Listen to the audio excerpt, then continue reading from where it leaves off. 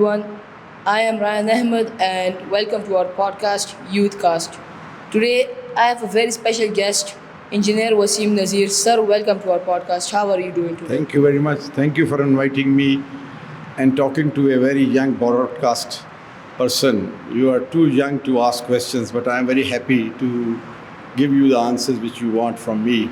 It was a great pleasure to come to this school and having a word with you, you being the host. So, basically, today I'm going to ask you a few questions and let's just start it already, I guess. Yes. So, my first question is what was your school like? Did you enjoy it or did you not like it? This school or my school when I Your was own school, your own school. my own school. You are talking about schooling. It was 60 years ago, and if you look at my age, so the schooling you are roughly 14, 15 years old. So I was, you can imagine, about 45, 60 years, for 50 years, rather than 55 years ago, I was like you.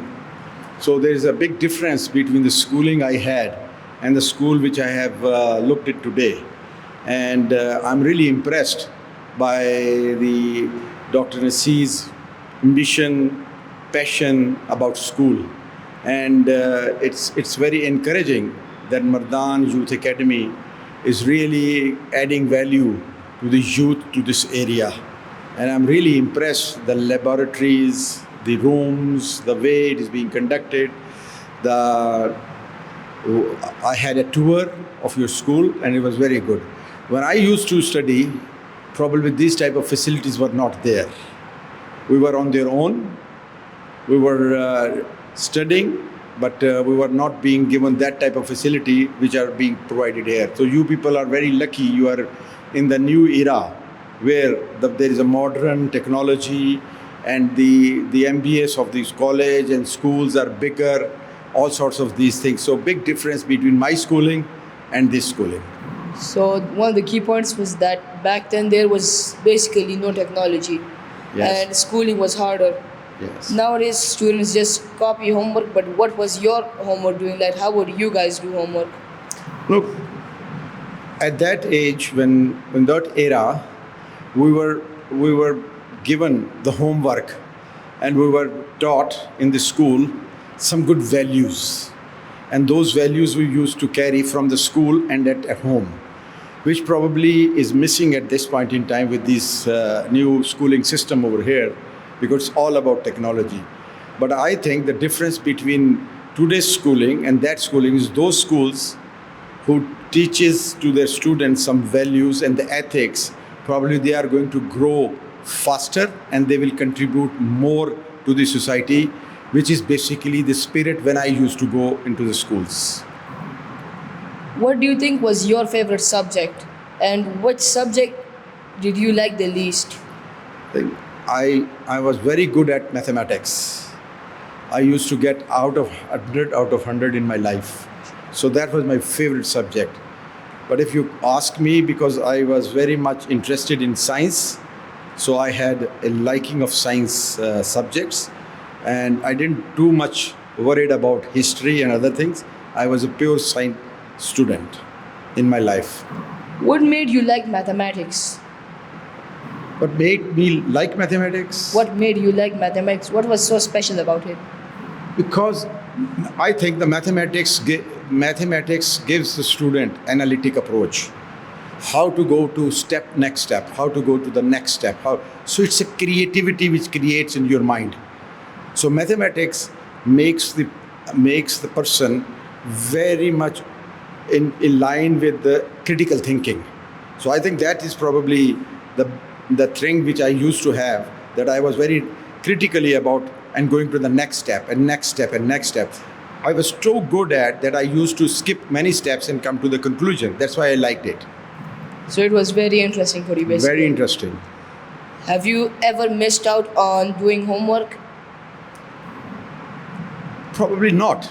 I was very good at my young age, I was very disciplined, and I was very much very responsible in terms of. And if you ask me what I used to do when I was a student, it was very interesting that I used to make a weekly plan which subjects I need more to spend on time and on least, because the subjects which I like and which I feel I need to do more work, I used to give more hours in a week compared to those subjects which I think I can do it with less hours. So that's the way I was trained as in planning type of nature, and that make me really good in my later stages of my life. So you would basically, the subjects that you were good at, you would give them less time, but the subjects you weren't the best at, you would give them the most time. Yes, that's right. Have you ever got into trouble? I can't remember. Not at all. Not at all. I was really good at most of the things. I was one of the best student. I used to be good at my subjects. I used to play. I was the favorite of my family. My mother used to call me the best boy. So I think I have done the best I could do in my life. School, if you think about it, right, can sometimes be hard for some students. The pressure, the non-stop work, and etc. So, what made you overcome that? Look. If you study from heart, if you like it, and if you don't take it as a pressure and a burden, and make a hobby. So I used to take everything as a fun and a hobby, with my mind that this is going to give me some add value into my life. Probably then you don't take it a pressure. So the pressure comes from your intention. If your intention is you are really overburdened or too much work, and you have to play a lot, you have to make a balance of your life with studies, with games, and with the family time. So I think the ideal thing is you should have the balance in your mind how to make the thing which needs necessary in your life, to make sure that you don't fall out on any of these things, and give a justice to each aspect of life. I assume you had a very balanced life then? Bad? You had a very balanced life, like you would balance things? Yes, that's right. It is very important. If you want to be successful, you need to have a balanced life. You should not be overdoing anything. For example, if I study too much, fine, but the point is then you are missing the part of your life which you need. So you need to make a balance. So if you say, question to me, did I make my life balance in terms of the activities? Probably pretty good at that time. When I did it on the schooling, I was very good at, and making the justice to the activities which I need. Did you enjoy it back then? Yes. Look, if you, as I have told you earlier, happiness comes from your satisfaction level, how you satisfy yourself. Your expectations, if are too big and you can't make it, then you become dissatisfied. So try to make your expectations to a level where you should be happy. So expectation level needs to be realistic. They're not to be taken as high and then you can't make it. In every aspect of your life, expectation plays a vital role to become a successful and a happy person. Do you miss your school days at all or not? To some extent, what I do now, it is just like a school days. Because if you keep learning, talking to people, if your way of life is exactly the same as it did in the school, so I take it every day is just like a school life. So it all depends upon you. So, what basically inspired you to become an engineer? Was it because of the mathematics you study at school? Probably this is one of the great contribution to become an engineer. Oh. I had the opportunity to become a doctor, but I left it not to go for biology because of my interest in mathematics. So to answer to your question, the mathematics interest made me engineer. Is there any good part about being an engineer? I take it now as engineer. Engineer is good, I said, because the engineer, in every aspect of your life, there is a contribution of engineer. So if you have an ethical engineer, you are a good engineer, you are mindful that you are contributing to the society, I think you are then satisfied. I think engineering is one of the best profession existing as now, because you work for humanity. Whatever you are, these gadgets, the lights, the fans, the air conditions, the roads, It all belongs to engineers. So you need to be feel proud of your engineer. So feel very proud to be an engineer. Is it an easy job or a hard job? It makes you, it all depends upon you. If you make it easy, it is easy, because if you take it as your way of life, then it is easy. But if you take it on your head and you say it's a lot of pressure and a lot of work and this and that, then you are on a different track. Even not an engineer, whatever you do in your life, if you take life in a very decent way, balanced way, and with a positive attitude, you can make your profession good. But being an engineer, it is a very satisfying profession. There are multiple engineering branches, and what do you think is the best, and what made you choose your branch? I'm a civil engineer, so that makes me because I think that's a real engineering, because it's a way of life. The road, the water, the buildings. So it is the day-to-day working. Your involvement as civil engineer is very much visible.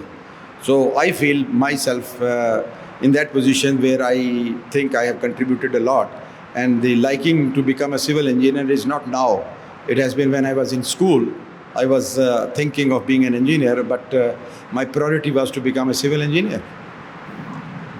Sir, do you have any message for our students out there? Yes, why not? Because I like this school very much. The way it is being handled, the way the buildings are, the way the operation is. I think the student of this school, the important thing is the values. So Dr. Nazir, when I had a discussion with him, he was very, very coming forward and putting attention that the growing age between 8 years to 13 years is very important. And in that age, if you give a lesson or the way of life, the working, then you can really make a good society member. So I think in Mardan Youth Academy, the students of 2,000 students, if they are trained the way the Dr. Sahib is thinking and the facility is coming up, they will have a very good impact on the society. And I wish that this type of spirit, hard work, and forward looking is being put by Dr. Nazir. If it is implemented in the schools, it will make a difference, but it is not very quick. It has to have a generation work which further engineers, further school owners has to do it. Yeah. In your own opinion, sir, how do you think we can become good citizens and help Pakistan grow? If you focus on yourself and do your best, whatever you are doing, you can contribute it. My advice to young is don't look on others. Look in yourself. You have a potential in yourself. And if you can exploit your potential, you can not be good for yourself, but you will be good for the society. One last thing. How can we start thinking about our careers even at a young age? What sort of? Like us students, right? Mm-hmm. How can we start thinking about what we want to be when we grow up? Oh, yes. The point is the destiny is in your hand. If you become a good human being and you focus on your life, I'm pretty sure you will excel. People ask me that the student should become a doctor or an engineer or a chartered accountant or a lawyer. I always say to them, do whatever you want to do it, but try to do is the best and you will excel. A doctor could be 100 rupees, a doctor could be 5,000 rupees 1 hour, a half an hour. A lawyer could be of 10,000 rupees, a lawyer could be 1 lakh rupees. So there is no difference between the lawyer and this profession. It is all in you. If you excel in your profession, you will be better off, you will be paid better, you will have a good life, and you will have a good citizenship. Well, sir, thank you for coming out today and doing this podcast with me. I really enjoyed it. And for the students of Mardan Academy, see you guys next time.